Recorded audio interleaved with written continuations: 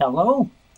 The purpose of this recording is to examine something called Simpsons Paradox. Basically, what Simpsons Paradox boils down to is not accounting for some unknown variable. We call them lurking variables. Things that can impact our outcome that we didn't anticipate. Okay? And so oftentimes lurking variables cause us to jump to conclusions or make conclusions that are actually inaccurate. And today's exercise, today's lesson, today's portfolio assignment examines that. You were given in the lesson several examples. An example of batting averages in which one ball player had a better batting average than another, both halves of the season. Yet the one who had the lower batting average actually had the better seasonal batting average. And that's because of lurking variables. And there are some other examples as well. Okay? And so here's our example. Now I'm going to tell you I've modified or changed the numbers for this example. So you still need to run the numbers that you're given in the portfolio yourself. Okay? But feel free to follow along with the example I'm giving. So these aren't, the numbers I'm giving aren't actually accurate. They're a little modified. Okay, so the story goes, UC Berkeley in California, which is just north of the Bay Area, north of San Francisco, conducted a study to determine if there was bias or discrimination based on gender for admissions into their college. And here's the data they collected. There were 1,158 males admitted and 1,489 males denied when they applied to the college. 561 females admitted and 1,276 denied. By the way, these are very old numbers. This was data collected in 1973. I believe, and then have to look to verify, but I believe actually now UC Berkeley and many other universities see more female applicants than male. As you can see, there's considerably fewer females applying to Berkeley in 1973 than males were. So trends do change. But so here's the the data. Now it's hard to compare raw numbers. So you're asked in this portfolio to find percentages. Okay, and so I'm going to use Microsoft Excel here a little bit. Let's see how I want to do this. Yeah, I'm just going to open a new Excel here. I love Microsoft Excel for working with data. It's really designed for it.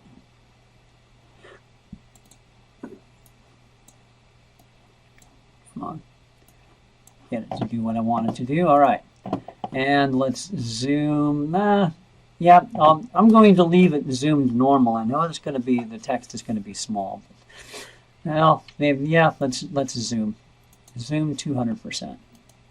And if I need to change that, I will. Okay, so things are a little bigger. All right, so we have male and female. And admitted and denied. We have 1158, 1489, 561, 1276. Okay? So what we're interested in is what percent were admitted and what percent were denied. So we can really compare these two things. Okay. And let's do a little center formatting. Center. Okay. Percent admitted. So I'm going to take the sum. Actually, let's do this. The sum of B, so column B and C. Actually, back up. Percent admitted. Column B. Take all of column A and sum of column B. Column B divided by the sum of the two. Okay. Hopefully you've got that formula. You're basically taking those admitted dividing by the total. Okay, and I'm going to copy and paste. Add Control C, Control V, and we've got the same formula going for there. All right, percent denied. So we're going to take those denied divided by the total of admitted and denied. Okay, so there's the formula. Okay, if I can stop fat fingering there. Okay, now the percentage format there where I'm going to set just to make it simpler. All right, so now we can clearly see that 44% of males were admitted, where only 31% of females were admitted. And so the accusation could be made that there's discrimination. UC Berkeley is accepting more male applicants than female applicants, a greater percentage of male applicants. So you could state it this way.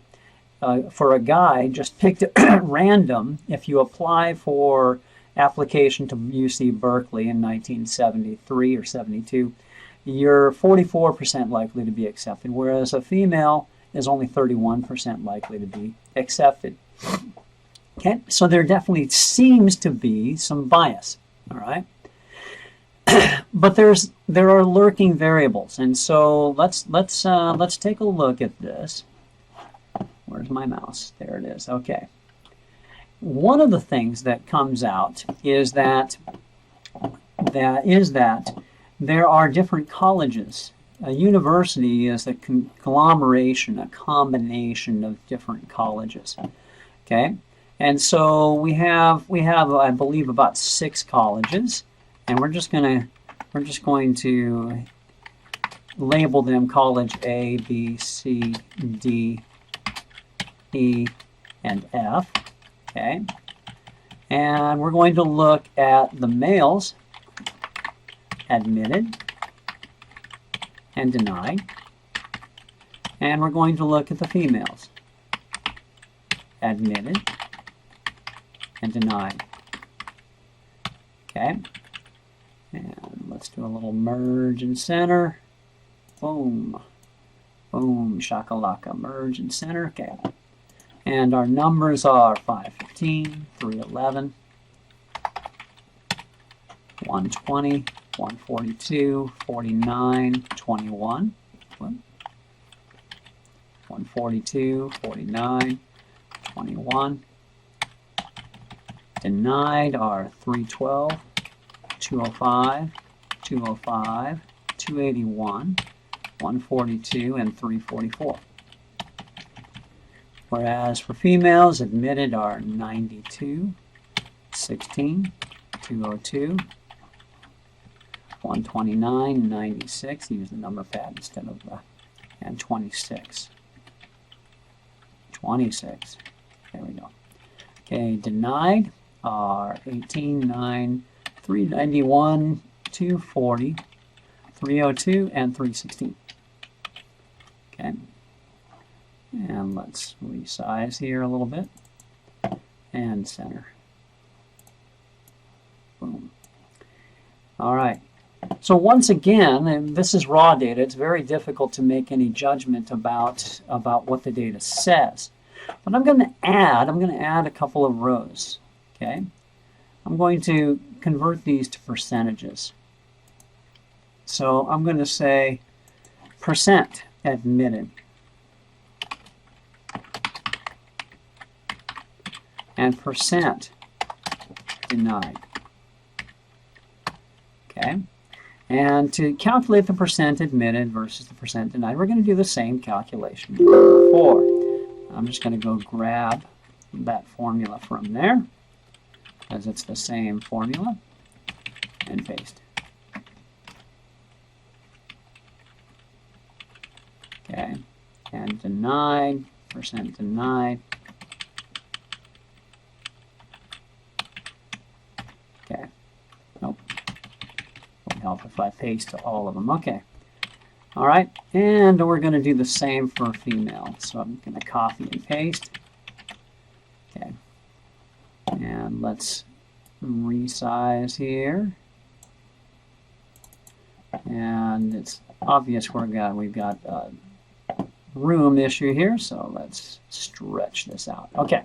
All right, so if I look at the colleges, this reveals a little bit more. Okay, let's look at each college individually. For college A, 62% of males were admitted. Okay, let's merge and center there. And merge and center there. While 84% of females were admitted. So college A seems to favor females. Females have a better chance of applying and getting into college A. College B, 60% male, 64%. Once again, females have a better chance of getting into college B. College C, 37% males are admitted, 34% of females are admitted. Now in this case, it looks like females have a slight disadvantage. Not much, but a slight disadvantage. Okay? And going on, 34% admitted in college D, 35% admitted for female. So it looks like females again have a slight advantage in college D. College E, 26% of males are admitted, 24% of females are admitted. So it looks to me like males have a slight advantage, And females are males 6% in college F and 8% for females. It looks like females have a slight advantage in college F. So it looks to me, in summation, either women seem to have a pretty big advantage in the case of college A, or very limited advantage or no advantage in the rest of the colleges. So there does not seem to be any clear indication that there's gender bias going on. So what's happening? What's going on? Why do we have such a different result when we compare just men and women and reduce this out of the colleges? Well, the answer comes down to this. Let's compare. Let's compare if we can. I'm going to hide these. The total percentage of males and females applying to each of the colleges. Okay? Total percentage of males and females applying to each of the colleges. Let's actually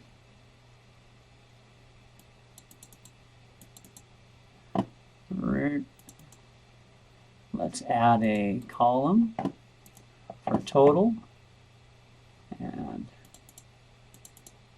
add a column for total.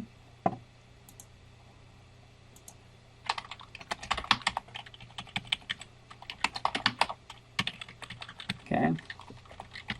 I'm going to use the sum formula. Don't need to, but just to get a total.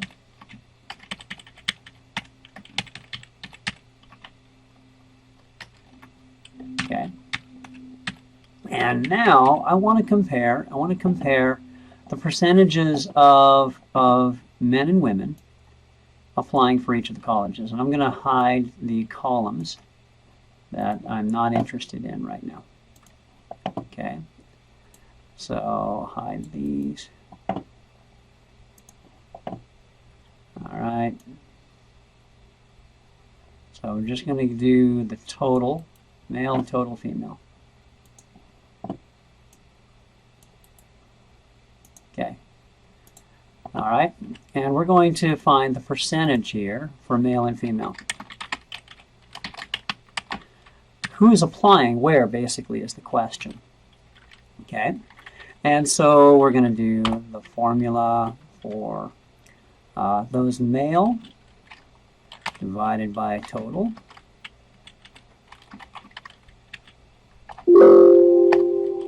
Okay, and female do the same. Those female divided by the total.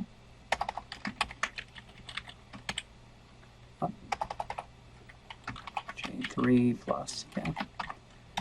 And copy and paste. And let's see what we discover here. Okay. And percentage in the center. Okay. All right, so what stands out to me a couple of things. First of all, males are applying in mass to college A. Males are applying like crazy to college A. Males outnumber females. Looks like by a proportion of 6 times or so, 6 times more men applying. 95% of applicants to College B are male. Look at this. College C, only 35% of the applicants are male. 53 for College D, and 32 for College E, and 52 for College F. Okay. Now look at this here. Now look at one more piece of data. Let me unhide this.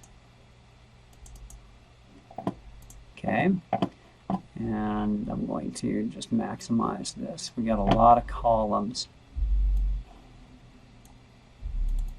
Okay. All right. Now I want to take a look at the denial rate or the acceptance rate for each college, regardless of gender. Okay. So denial rate for each college. So I'm going to hide these.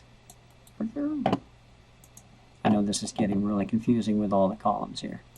And hide these. Okay. And let's just look at the combined denial and acceptance rate. Okay. So basically I'm going to take the sum of those denied, or the sum of those admitted, denied combined,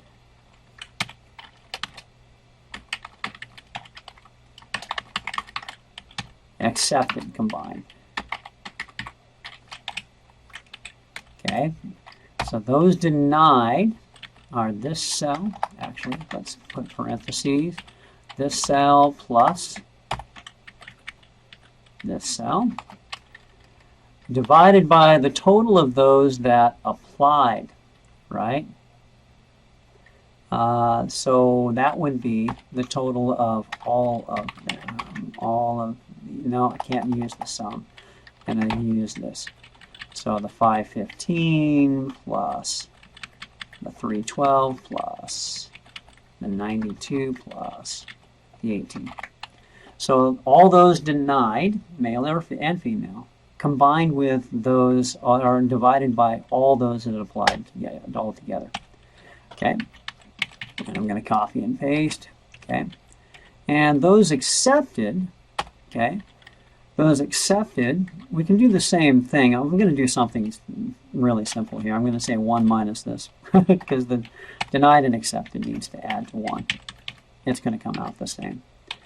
Okay, and let's change to percentage and let's look at what's going on here. So I'm going to center, merge and center here. Okay, and center. Okay, so take a look at College A. 35% are denied. Okay, look at College F. 93% are denied. Look particularly at College C. 65% are denied. If you apply, if we don't regard gender at all, if you apply to College C, you are very likely to be denied. You are not very likely to be accepted just based on numbers.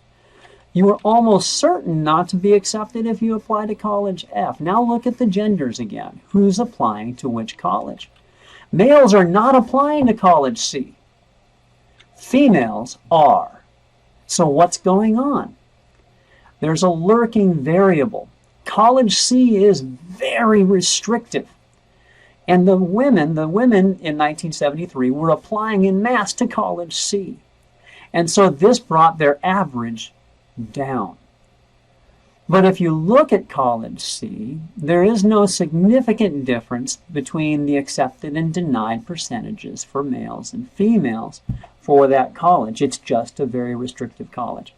Hopefully that makes sense. So the lurking variable is the disparity between the colleges and how much they admit and deny. and what's happening as far as the genders and how they are applying to college, which colleges they choose to apply for. Okay? That doesn't mean there's no issues, but that helps to explain what's going on. This is known as Simpsons Paradox. Okay, let's go on here. So you're asked several questions, okay, in follow-up. Question 2. A group of college students believes that herbal tea has remarkable powers. To test this belief, they make weekly visits to a local nursing home, where they visit with the residents and serve them herbal tea. The nursing home staff reports that after several months, many of the residents are more cheerful and healthy. A skeptical sociologist commends the students for their good deeds, but scoffs at the idea. Think about what's going on. Is it the tea? There is certainly tea. And there is certainly no tea when the colleges don't visit. But is it the tea? What's the lurking variable? Well, hopefully it's obvious to you or apparent to you that the lurking variable is they're being visited by these college students. And what elderly patient in a nursing home is not going to perk up when they're being visited on a regular basis, because one of the number one health issues in a nursing home is loneliness, depression, anxiety that results. So there's a lurking variable. And so when you do a statistical study, you need to isolate that variable. So a better way to design this study would be have college students visit Group A of nursing residents and give them herbal tea. For Group B, have college students visit Group B and not give them herbal tea. Maybe give them something else like water, I don't know. And then you can isolate the herbal tea as a variable and see if that actually makes a difference. Okay, hopefully that makes sense. A study shows that there's a positive correlation between the size of a hospital and the median number of days the patient remains in the hospital. Does this mean you can shorten the hospital stay by choosing a smaller hospital? Okay, this is a good case of correlation is not causation, and again, lurking variables. If you are critically ill, you're on death's door, where are you likely to go? Are you likely to go to some podunk small town clinic, or even a small town hospital, or are you going to go to one of the big city university hospitals where they have lots of resources, lots of high-tech equipment and things available? The simple fact is that people who are very sick, who require an extended stay, tend to choose the bigger hospitals. And so there's a lurking variable going on here. It's not that larger hospitals cause people to stay longer. It's that people who need to stay longer choose larger hospitals. A newspaper claimed that there's a strong positive correlation between the number of firefighters at a fire and the amount of damage the fire does. Again, hopefully now it's becoming evident, right? What happens when you have a big fire? You call more firemen, right? So in New York City, they have 1 alarm fires, 2 alarm fires, 3 alarm fires, right? 4 alarm fires. What that means is they're calling in more stations to the fire. A really big fire requires the calling of more firefighters. Do the firefighters cause the fire? Or is there a correlation between the size of the fire and the number of firefighters due to the fact that when you have a large fire, you call more firefighters? A study of elementary age school children finds a strong positive correlation between weight and reading comprehension. Therefore, we should start feeding elementary school children as much as possible in order to increase their reading comprehension. Okay? Again, what lurking variables? I'm not going to answer this one. I'm going to let you think about this. What lurking variables, what aside from the food or the increased weight of a child could be causing a correlation to occur between children who are heavier, have more weight, and their reading comprehension? Same thing for number 6. Children who watch many hours of television get lower grades in school on the average than those who watch less TV. Is it the TV that causes the lower grades? Or is there some other variable that's causing the lower grades and that happens to correlate with watching more TV? A classic example of correlation versus causation is shark attacks and ice cream consumption. It's one that's brought up a lot. The simple fact is that when people consume more ice cream, there are more shark attacks. That's a fact. You can pull up the data to demonstrate it. Does eating of ice cream cause shark attacks? And the answer is absolutely not. There's a lurking variable, and it has to do with the seasons, right? When shark attacks occur, they occur because there are more swimmers in the water. When are there more swimmers in the water? The swimmers are in the water in the summertime. Why are they in the water in the summertime? Because it's hot and the water feels nice. More people in the water, more people encounter sharks. The more encounters with sharks you have, the greater likelihood you have of a shark attack. However, also, when are you more likely to want and eat ice cream? When it's hot. So the lurking variable is seasons. All right, hopefully that makes sense. Let me know if you have any questions. Again, of course, the data I used is not the data you are to use, so print out and fill out the tables or use Excel. Love Excel, so you can send me an Excel file. But make sure to answer each of the questions 2 through 6 as well in paragraph form.